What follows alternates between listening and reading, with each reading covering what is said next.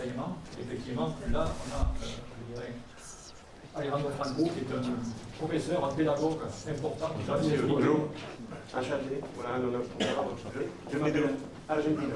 D'où mon accent, donc je suis resté la France pour travailler il y a 18 ans. Depuis 18 ans. Donc je suis arrivé en France en 2002.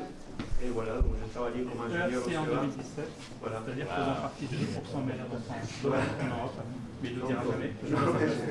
En fait, voilà, j'ai un ERC, un consolidé programme, dans lequel on utilise l'intelligence artificielle et la modélisation mathématique pour en fait, prédire la forme des électrodes au sein d'une batterie en fonction de comment on fabrique les électrodes. Okay.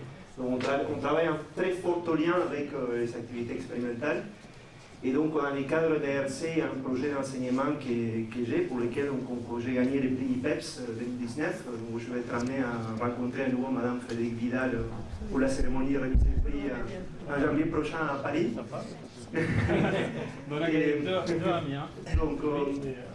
Donc, ces outils de réalité virtuelle, donc, ils permettent de plonger à l'intérieur des matériaux, en fait. Donc là, il faut imaginer ça, c'est une structure de matériaux avec plusieurs micromètres, donc c'est vraiment très petit. Et donc on peut être amené à plonger à l'intérieur et comprendre comment tous ces matériaux s'organisent dans l'espace. Et il faut savoir que les propriétés pratiques d'une batterie, comme par exemple l'autonomie, la durabilité, aussi la sécurité, donc on dépend de ces interfaces en fait. C'est très important de comprendre comment les matériaux s'organisent dans l'espace. Et là vous avez un autre exemple d'application à réalité virtuelle dans lequel on propose, cette fois-ci aux étudiants, de voler comme Superman à l'intérieur des électrodes. Donc les électrodes, ça ressemble vraiment comme des labyrinthes en fait, avec des trous, ce qu'on appelle les ports.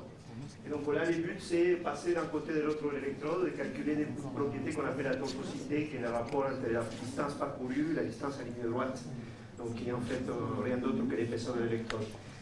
Et sur ces bases-là aussi, donc là je vous invite à regarder. Alors moi, actuellement, sous ma responsabilité, j'ai une douzaine de PhD, d'étudiants et des beaux-arts. Voilà, je travaille là-dessus. Donc, pour les projets artistiques, j'ai été amené à recruter 4 doctorants et 4 beaux-arts. Donc, voilà, c'est une équipe conséquente. Et donc, là, en fait, c'est un autre exemple de jeu pédagogique, cette fois-ci, dans lequel ces électrodes qu'on calcule dans les projets artistiques, donc on les intègre dans un simulateur de réalité virtuelle de la conduite d'une voiture électrique alimentée avec des batteries.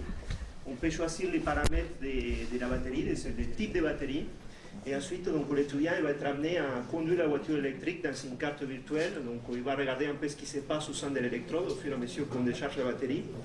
Et puis le but de ce jeu, c'est voilà, qui permet d'optimiser les performances. Voilà, exactement. Par l'interne aussi, par l'interne. Exactement. Et donc voilà, en fait, le but de jeu, c'est capter 3 cadeaux dans les temps les plus courts possible, une carte virtuelle en s'échappant des fourgonnettes noires.